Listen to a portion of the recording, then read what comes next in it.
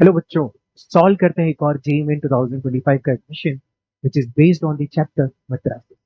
पूछा गया था ये 28 जैन इवनिंग शिफ्ट। बढ़िया क्वेश्चन है, समझते हैं कैसे कर।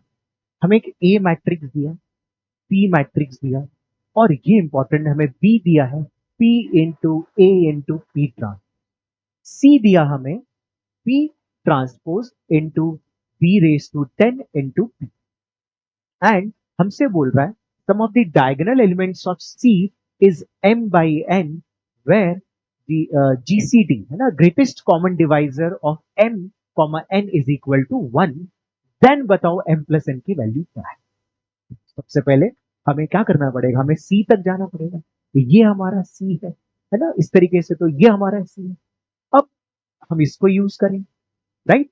तो सबसे पहले अगर आप देखोगे कि जैसे हम इसको यूज करें, है ना, और बी की जगह हम क्या पुट करें, पी ए पी ट्रांसपोज यहां पे पुट किया, तो पी ट्रांसपोज इंटू पी का मल्टीप्लीकेशन है।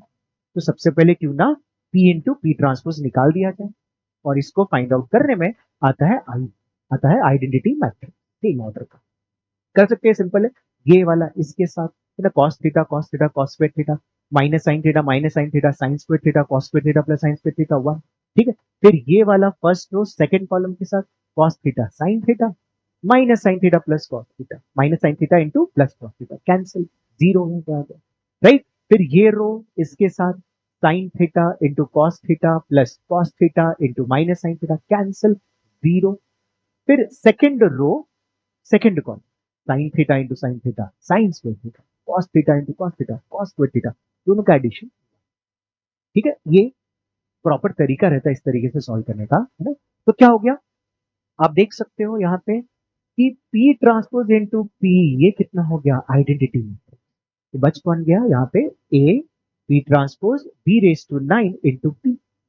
अब यही प्रोसेस आपको रिपीट करना है, यही प्रोसेस आपको रिपीट करना है। कौन सा, वापस आप B रेस टू 9 की जगह क्या लिखोगे, अब B रेस टू 9 की जगह, अब B रेस टू 9 की जगह थोड़ा सा अपन हैंडराइटिंग सुधारेंगे।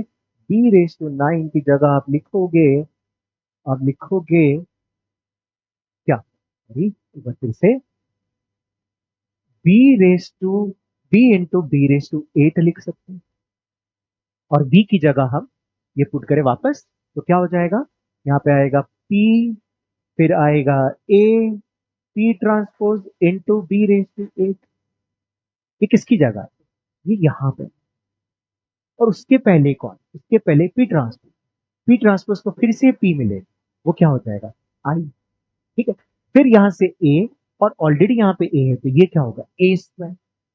ठीक है, और फिर हमारे पास क्या बचेगा, हमारे पास बचेगा फिर से क्या बचेगा, P transpose B raise to 8 और लास्ट में पी।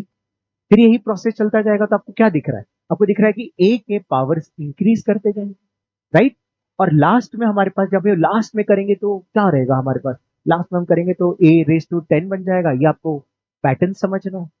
और पी ट्रांसपोज इनटू पी, ये बच जाएगा, और पी ट्रांसपोज इनटू पी कितना वापस आई, तो हमारे पास बचेगा लास्ट में ए रेस टू 10। तो ए ये ए, तो ये ए है, ए स्क्वायर निकाला, फिर ए क्यूब निकाला, मतलब ए स्क्वायर को ए के साथ मल्टीप्लाई किया, तो हम एक पैटर्न देख सकते, राइट। और हमें क्या चाहिए, हमें तो डायगोनल एलिमेंट चाहिए।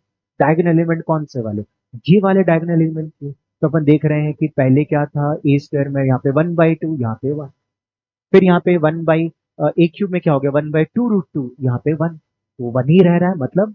और ये 1/2 पहले क्या था, पहले ए में था 1/√2, मतलब 2 की पावर हाफ, फिर कितना होगा नीचे 2 की पावर 2/2 ए स्क्वायर, और यहाँ पे 2 की पावर कितना बन गया 3/2, तो ए की पावर 10 में क्या होगा 2 की पावर 10/2, ये आ जाएगा प्लस 1, है ना, दो एलिमेंट्स है, राइट। तो इनका हमने सम निकालो तो कितना आया 33/32, जिनका ग्रेटेस्ट कॉमन डिवाइजर कौन है, 1 है, यही हमारे m और n है। तो ये हमारा m, ये हमारा n, m प्लस n हमसे पूछा, तो it is 65 which is option 1। I hope आपको क्वेश्चन समझा। थैंक यू बच्चों।